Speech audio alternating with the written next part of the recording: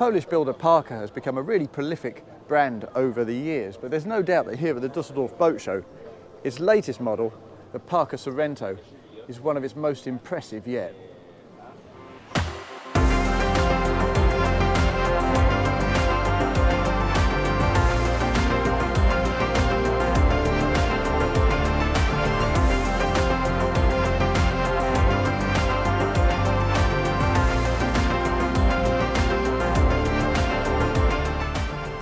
Now, for a start, it's a really good looking thing, really quite purposeful. As you can see, it's been nominated for various awards already. It was actually launched in Cannes, that's where it had its world launch.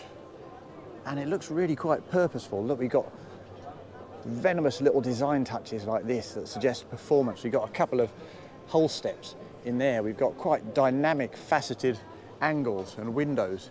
It looks very cool indeed.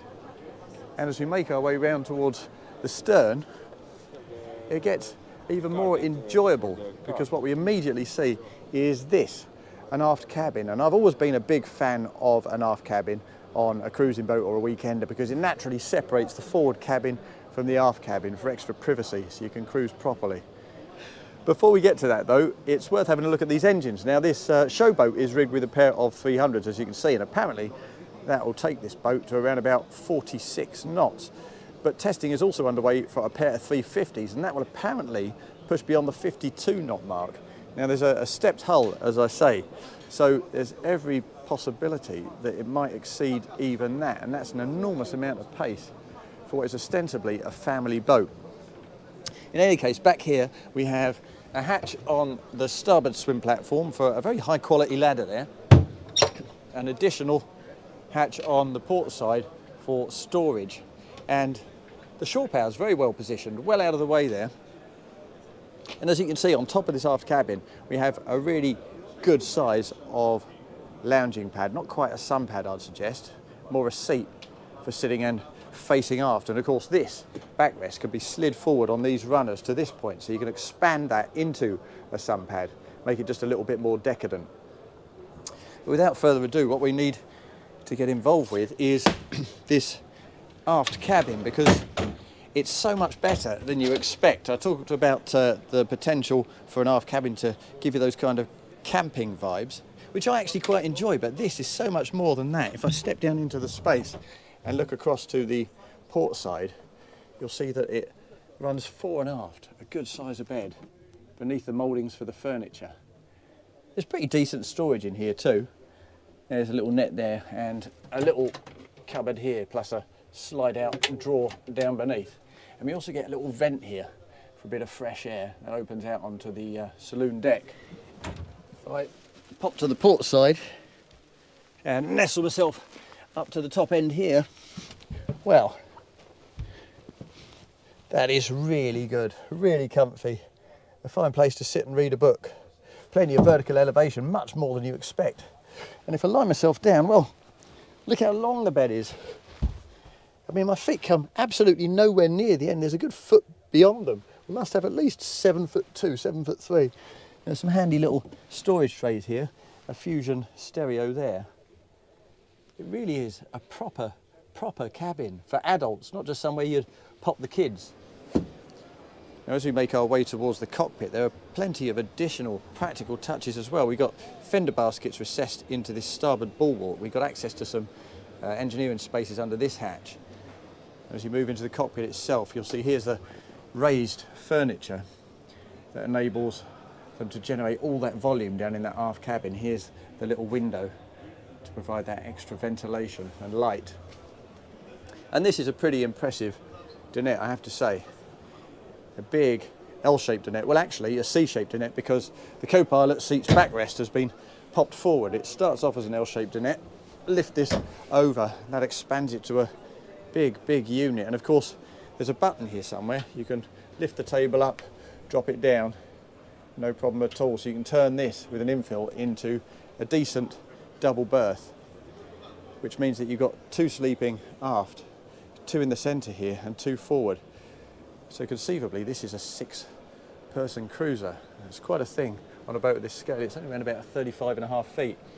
And the fact that we have these here too permanently rigged canvases that slide around on these runners and then zip in the centre aft. Means that you can cocoon off this entire space, shelter it from the elements, and turn this into quite a nice private bedroom at night. It's very practical indeed. And while we're talking about that kind of practicality, shelter from the elements, well, you'll notice that forward we have an absolutely vast sunroof, a huge aperture. If I move to the forward corner on the port side and face backwards, you'll see just how massive that is. Drenches the entire helm station and co-pilot position in natural light and goes all the way back about midway aft above that dinette. And when you have that sunroof open, we've got a neat little drop down step here that enables you to stand up. We can of course adjust that wheel to suit, so you can stand up at the helm, and because we've got a narrow gauge screen rim, you've got fantastic views of the parameters of the boat. It's really impressive, that. And actually the helming practicality of this boat will be getting better very shortly too, because there's also going to be an option for sliding side windows on both sides. Now of course we don't have side decks, so obviously in terms of single-handed mooring that's a slightly more complex job. But the fact that we don't have those side decks means that we generate so much extra usable volume inside, both on this level and down below, that it's absolutely a compromise that most people are going to want to make. In terms of the details at the helm, well, if we look at it, you'll see absolutely no switches, and that's because all the switching here is digital, all taken care of by this massive 22-inch MFD up there. Now, of course, you can control the various systems with your app as well. So if you're en route to your boat, you can just use your phone to turn on the fridges, to turn on the heating, or if it's hot, to turn on the air conditioning. So when you get to your boat, it's exactly as you would have it. So that's very practical. You'll also notice that there's no joystick on here, and that's an interesting solution they've come up with. Now, this boat has significant elevation and is outboard powered, as you know, so windage is significant. What they've done to cater for that is provide a bow and a stern thruster as standard. That does, of course, make this boat cheaper as a package than it would be if there were joystick control, but apparently Parker's customers are very, very happy with this solution. They're not actually labelled, so you need to know which is bow and which is stern. Apparently that's bow and that's stern, but they can, of course, be labelled if you choose. Now, there's a little cubby hole here for a phone with a charger. It's a very comfortable position to rest your arm and operate the helm, and we've got zip brake controls over there too. But what I want to do is move back past this adjustable helm seat with this bolster, past the fridge. That's optional incidentally, and there's another one here. You can have these fridges configured pretty much however you like, and take a look at the starboard wet bar, because this is a really interesting feature. Now, we've got our sink under there. That's all pretty conventional, and we have plenty of storage wrapping around there, a nice tapered aft end to preserve the openness of that companionway. And this lid slides aft on this bar here, so you can drop it down and use that as extra work surface. That's a pretty effective solution. And this is interesting too. This is a Polish company called Dynacook. It looks like an electric hob, but actually it's gas under glass. And the benefit of that is that you get instant heat, but you get none of the hazards associated with the naked flame on a boat. So that's a really interesting wet bar design.